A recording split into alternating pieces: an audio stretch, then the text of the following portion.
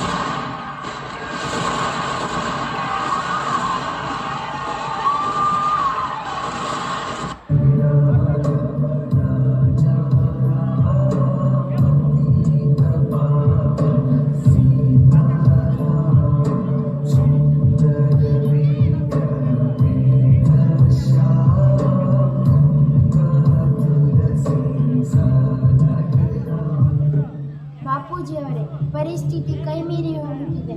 ಮುಂದೇನು ಮಾಡೋಣ ಹೇಳಿ ಬಾಪೂಜಿಯವರೇ. ಬಾಬೂಜಿಯವರೇ, ನಾವು ಹೇಳುವುದನ್ನು ಸ್ವಲ್ಪ ಕೇಳಿ. ಬಿಸಿ ರಕ್ತದ ಯುವಕರೆಲ್ಲರೂ ಹೋರಾಡಲು ಸಿದ್ಧರಾಗಿದ್ದಾರೆ. ಯಾವ ಬೆಳೆಯನ್ನು ತೆತ್ತಾದರೂ ನಾವು ಸ್ವಾತಂತ್ರ್ಯವನ್ನು ಪಡೆಯಲೇಬೇಕು. ಹಾಗಾದರೆ ನಾವು ನಮ್ಮ ದಾರಿಯನ್ನ ನೋಡಿಕೊಳ್ಳಬೇಕಾಗುತ್ತದೆ. ಇನ್ಕ್ವಿಲಾಬ್ ಜಿಂದಾಬಾದ್! ಇನ್ಕ್ವಿಲಾಬ್ ಜಿಂದಾಬಾದ್! ಇನ್ಕ್ವಿಲಾಬ್ ಜಿಂದಾಬಾದ್! ಬಾಪೂಜಿಯವರೇ, ಇವರೆಲ್ಲ ಬೇರೆ ಮಾರ್ಗವನ್ನು ಹಿಡಿಯುತ್ತಿದ್ದಾರೆ. ಶಾಂತಿ ಶಾಂತಿ ಶಾಂತಿ.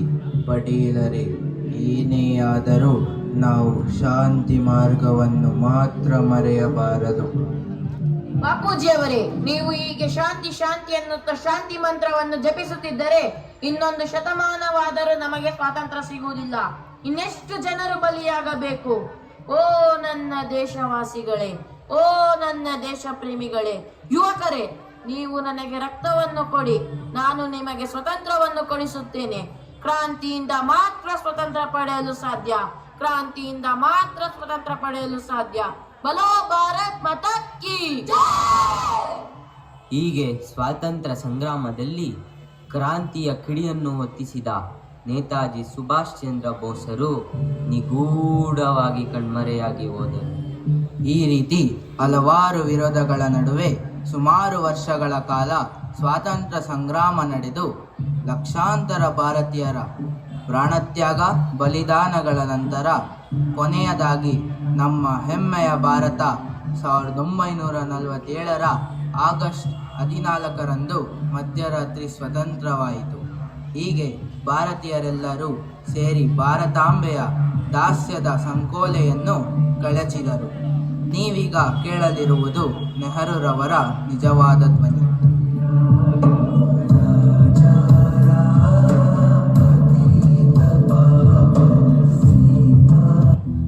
Long years ago, we made a tryst with destiny, and now the time comes when we shall redeem our pledge, not wholly or in full measure, but very substantially. At the stroke of the midnight hour, when the world sleeps, India will awake to life and freedom.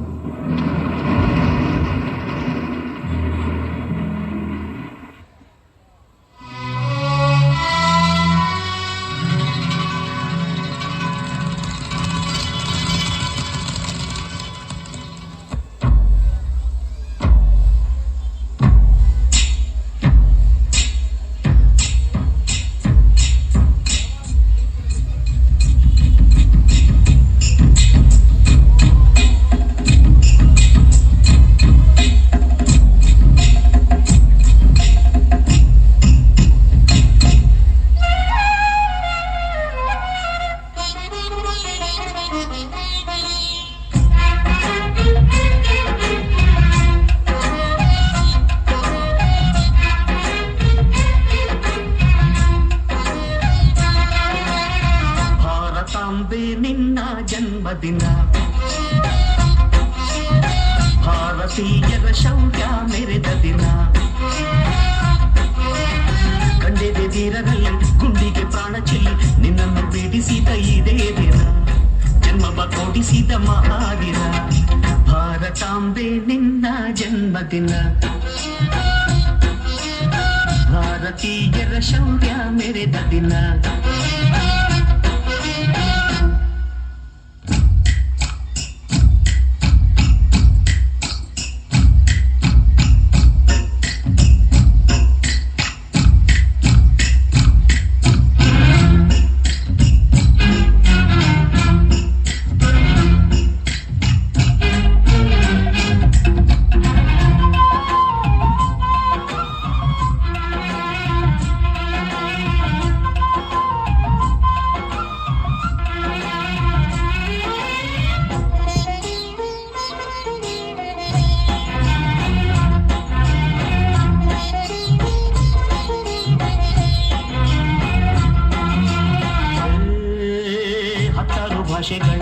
ತೋಳಮ್ಮ ನಿನ್ನ ಮಡಿಲಲ್ಲಿ ಗಂಗೆ ತುಂಬಿ ನಗುತ್ತಾರಮ್ಮ ಅನ್ಯರು ಬಂದರು ಮುಟ್ಟಾಡುವ ತಾಯಿ ನಮ್ಮೂರ ಅಪ್ಪಿಕೊಂಡು ನಲಿದಾಡುವೆ ಭೂಗೋಳದಲ್ಲಿ ಒಂದು ಜೋಡಿ ಇದೆ ಅದಕ್ಕೆ ಭಾರತ ಮಾತೆ ಎಂಬ ಹೆಸರು ಇದೆ ಲೋಕವೇ ಮೆಚ್ಚುವಂತ ಗೀತೆಯು ಇಲ್ಲಿ ಇದೆ ವಂದೇ ಮಾತರಂ ಎಂಬ ನಾಮದ ಗಂಧವಿದೆ ನುಡಿಯೆಲ್ಲ ಮನೆ ಧನ್ಯ ಭಾರತಾಂಬೆ ನಿನ್ನ ಜನ್ಮದಿನ ಭಾರತೀಯರ ಶೌರ್ಯ ಮೆರೆದ ದಿನ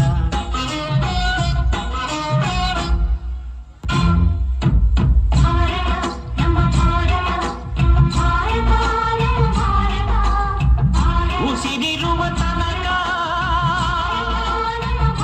ಭಾರತೀಯನೆಂದು ಬೀಗು ಕೊನೆ ಉಸಿರೇವಾಗಲು ಒಂದೇ ಮಾತರಂ ಎಂದು ಕೂಗು ಒಂದೇ ಮಾತರಂ ಒಂದೇ ಮಾತರಂ ಒಂದೇ ಮಾತರಂ ಒಂದೇ ಮಾತರಂ ಭಾರತಾಂಬೆ ನಿನ್ನ ಜನ್ಮದಿನ ಭಾರತೀಯರ ಶೌರ್ಯ ಮೆರೆದ ದಿನ ಕಂಡೆದೆ ವೀರರಲ್ಲಿ ಗುಂಡಿಗೆ ಪ್ರಾಣ ಚೆಲ್ಲಿ ನಿನ್ನನ್ನು ಬಿಡಿಸಿದ ಇದೇ ದಿನ ಜನ್ಮವ ಕೊಡಿಸಿದ ಮಹಾದಿನ ಭಾರತಾಂಬೆ ನಿನ್ನ ಜನ್ಮದಿನ ಭಾರತೀಯರ ಶೌರ್ಯ ಮೆರೆದ ದಿನ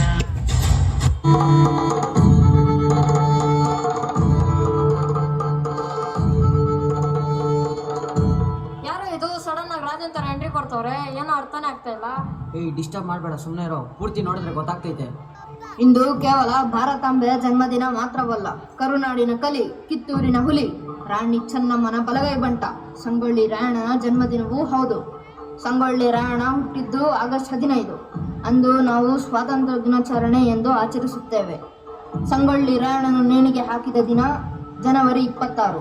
ನಾವು ಗಣರಾಜ್ಯೋತ್ಸವ ಎಂದು ಆಚರಿಸುತ್ತೇವೆ. ಎರಡೂ ನಮಗೆ ವಿಶೇಷ ದಿನಗಳೇ. ಅಂತಹ ಮಹಾಪುರುಷನಿಗೆ ನಾವು ಇಂದು ವಿಶೇಷ ಗೌರವ ಸಲ್ಲಿಸೋಣ.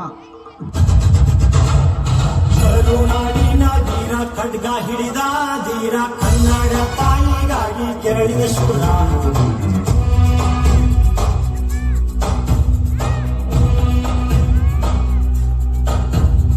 ಕೈಗೆ ಕಂಕಣ ಕಟ್ಟಿ ರಣದಾಗ ಮುಂದೆ ಹೊಟ್ಟ ಖಡ್ಗದಿಂದ ಮುರಿದ ವೈರಿ ಸುಂಟ ಭಾರತೀಯರಿಗೆ ಇರುವ ಹದ್ದಿನ ಕಣ್ಣ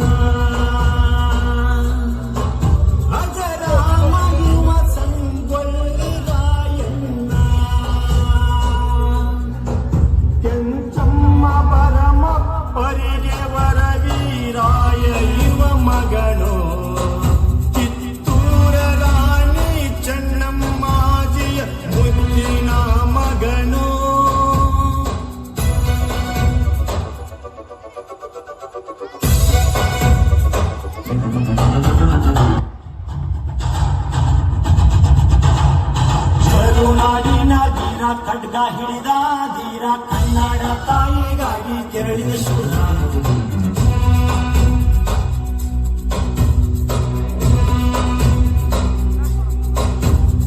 ಕೈಗೆ ಕಂಕಣ ಕಟ್ಟಿ ರಣದಾಗ ಮುಂದೆ ಹೊಟ್ಟ ಖಡ್ಗದಿಂದ ಮುರಿದ ವೈರಿ ಸುಂಟ ಭಾರತೀಯರಿಗೆ ಇವ ಹದ್ದಿನ ಕಣ್ಣ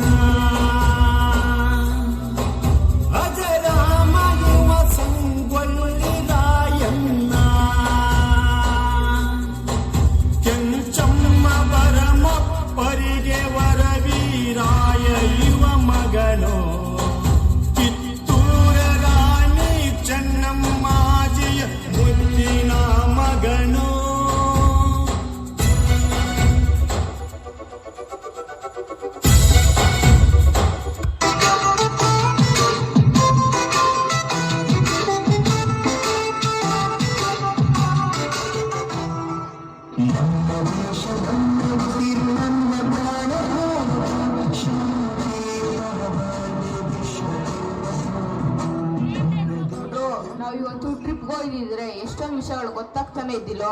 ಹೌದು, ಸಂಗೊಳ್ಳಿ ರಾಯಣ್ಣ ಹುಟ್ಟಿದ್ದು ಆಗಸ್ಟ್ 15 ಮತ್ತೆ ನೇಣಿಗೆ ಹಾಕಿದ್ದು ಜನವರಿ 26 ಅಂತ ಈ ಪ್ರೋಗ್ರಾಮ್ ನೋಡಿದ್ಮೇಲೆ ನಂಗೆ ಗೊತ್ತಾಗಿದ್ದು. ಆಮೇಲೆ ನಾವು ಯಾವತ್ತೂ ರಾಷ್ಟ್ರೀಯ ಹಬ್ಬಗಳನ್ನ ಮಿಸ್ ಮಾಡ್ಕೋಬಾರ್ದು. ನಮ್ಮ ಮಕ್ಕಳಿಗೆ ರಾಷ್ಟ್ರೀಯ ಹಬ್ಬದ ಮಹತ್ವವನ್ನು ತಿಳಿಸಿ ನಮ್ಮ ಮಕ್ಕಳನ್ನು ದೇಶ ಪ್ರೇಮಿಗಳನ್ನ ಮಾಡಬೇಕು. ಬಲೋ ಭಾರತ್ ಮಾತಾಕ್ಕೆ ಜೈ! ಈ ಕ್ರೆಡಿಟ್ ಎಲ್ಲ ನಮ್ಮ ಫ್ರೆಂಡು ಮೇಜರ್ ಚಂದ್ರಕಾಂತ್ಗೆ ಸೇರಬೇಕು. ಅದೆಲ್ಲ ಬಿಡು, ನೀವು ಬದಲಾವಣೆ ಆಗಿರೋದೇ ಖುಷಿ ಆಗ್ತೈತೆ. ನಿಮ್ಮ ಥರ ಪ್ರತಿಯೊಬ್ಬರು ಬದಲಾವಣೆ ಆದರೆ ಇನ್ನೂ ಖುಷಿ ಆಗ್ತೈತೋ. ನಾವು ಸರಹದ್ದನ್ನು ಕಾಪಾಡುವ ಸೈನಿಕರಾದರೆ ನೀವೆಲ್ಲರೂ ಸಂವಿಧಾನವನ್ನು ಕಾಪಾಡುವ ಸೈನಿಕರಾಗಬೇಕು. ಅಲ್ಲಿ ಬರ್ದಿರೋ ಪ್ರೋಗ್ರಾಮ್ ನೇಮ್ ಏನಾನ ಅರ್ಥ ಆಯ್ತೇನ ನಿಮ್ಗೆ? ನಾವು ಆವೇನಿಕ ಟ್ರೈ ಮಾಡ್ತಾ ಇದೀರಿ, ಏನು ಅರ್ಥನೇ ಆಗ್ತಾ ಇಲ್ಲಲ್ಲೋ. ಹಂಗೆ ನೋಡು, ಬದಲಾಗ್ತೈತೆ.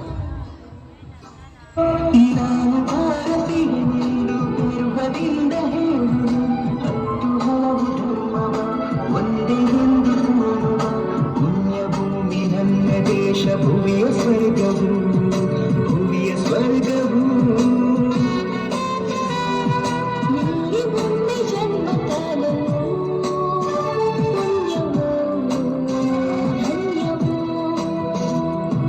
ಹೇಳು ನೀನು ಹೆಮ್ಮೆಯಿಂದ ಹಾಡುತ್ತಾ, ವಿಶ್ವಕ್ಕೆ ನನ್ನ ಭಾರತ. ಹೇಳು ನೀನು ಹೆಮ್ಮೆಯಿಂದ ಹಾಡುತ್ತಾ, ವಿಶ್ವಕ್ಕೆ ನನ್ನ ಭಾರತ. ನನ್ನ ದೇಶ, ನನ್ನ ಉಸಿರು, ನನ್ನ ಪ್ರಾಣ ಭಾರತ.